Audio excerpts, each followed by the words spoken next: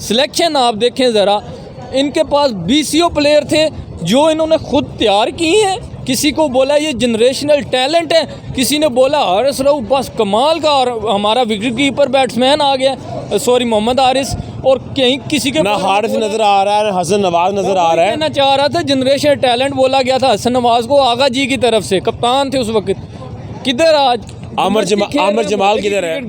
आमिर जमाल किधर है? सामा मीर किधर है? आमिर यामीन, हजारों प्लेयर हैं। सुफियान मुकीम किधर है? सुफियान मुकीम सर इतना तगड़ा स्पिनर, और इन्होंने कहा नहीं लेना जी, साढ़े शदाब दी जगह कट दी है। मतलब कि इनका ज़हन ही वहीं फंसा हुआ है। वो साद मसूद को लाने का इनका मकसद ही सिर्फ एक है कि उसको लाएंगे, उससे होना कुछ नहीं है। अगले सीरीज़ में फिर उसे निकालेंगे, जी हमारा शदाब उससे अच्छी बॉलिंग करता है, हमारा नवाज उससे अच्छी।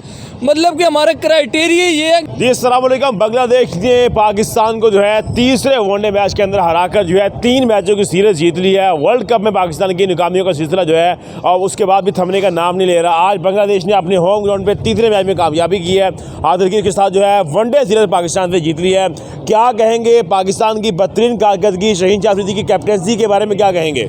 सर सबसे पहले मैं आऊँगा शहीन शाह अफरीदी पर, बाकियों को तो अभी बाद में डिस्कस करते हैं। मैं सर ये कहना चाहूँगा शहीन शाह अफरीदी 4 ओवर भी पूरी एफर्ट से नहीं कर पाता, और वो फिट ही नहीं है कप्तान। सर फिटनेस है ही नहीं, ज़ीरो फिटनेस है, और वनडे का कप्तान उस बंदे को बनाया गया है। जो बनाने वाले हैं सबसे बड़े चोर और बगैरत तो वो लोग हैं जो इन लोगों को ये जिम्मेदारियां देते हैं, यहाँ पर लाते हैं। एक बंदा T20 में आता है चौथा ओवर करने, जब या इनिंग का आखिरी ओवर करने, तो इस तरह लग रहा होता है कि कोई पार्ट टाइम बॉलर आ गया, बस बॉल में फेंकेगा।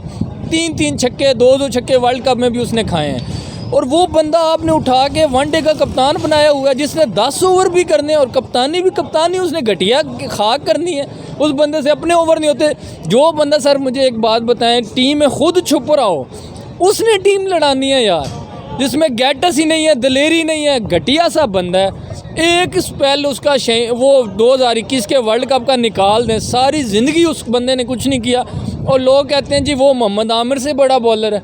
उस दिन मोहम्मद आमिर और साथ में एक भाई बैठे हुए थे पुराने फास्ट बॉलर, उन्होंने बड़ा वाज़ेह बताया, भाईजान जब ये बॉल करने के लिए आता है इसका पाँव उधर जा रहा होता है, मुंह उधर जा रहा होता है, या अल्लाह तेरा ही आसरा। सर इनकी औकात इतनी है।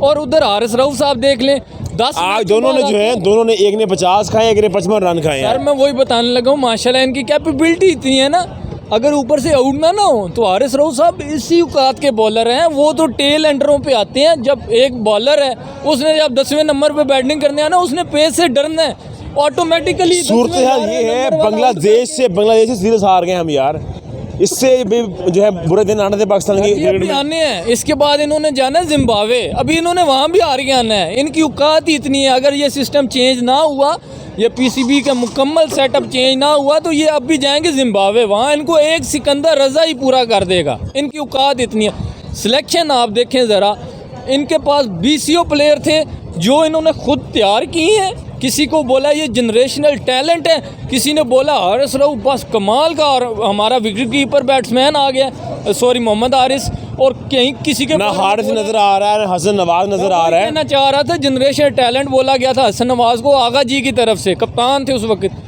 किधर आज आमिर जमाल किधर है?